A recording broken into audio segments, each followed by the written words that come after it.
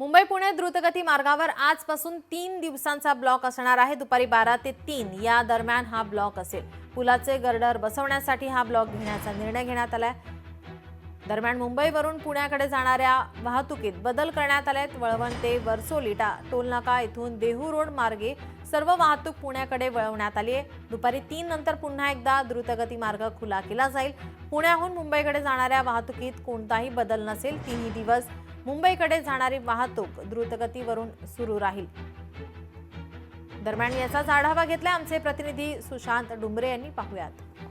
मुंबई पुणे एक्सप्रेसवेवरती आज 12 ते 3 असा ब्लॉक घेण्यात आलेला आहे। याचं कारण म्हणजे लोणावळा जवळील कुसगाव या ठिकाणी पुलाचं काम सुरू आहे आणि मुंबईवरून पुण्याला जाणारी जी लेन आहे ती वळवण्यात आलेली आहे आणि पुण्यावरून मुंबईला जाणारी जी लेन आहे त्यावरती हे गर्डर्स बसवण्याचं सध्या काम सुरू आहे आणि वाहतुकीवरती कोणताही परिणाम होऊ नये त्यामुळं पुण्याला जी जाणारी लेन आहे ती जुन्या पुणे मुंबई महामार्गावरती ती वाहतूक वळवली आहे, तर मुंबईला जाणारी जी वाहतूक आहे ती विरुद्ध दिशेने वळवल्याचं आपल्याला या ठिकाणी पाहायला मिळत आहे।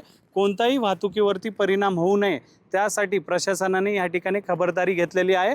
12 ते 3 ह्या कालावधीमध्येच हा काम संपूर्ण करण्याचा प्रयत्न ह्या कर्मचाऱ्यांचा आहे आणि 3 नंतर पुन्हा एकदा वाहतूक सुरळीत करण्यात येणार आहे।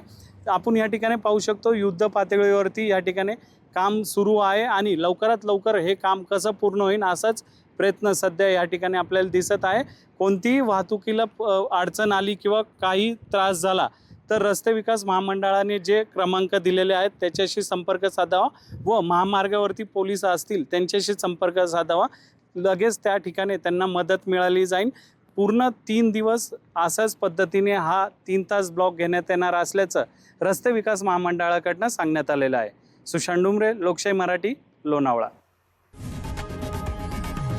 लोकशाही मराठी ऐका, पहा, जागरूक रहा।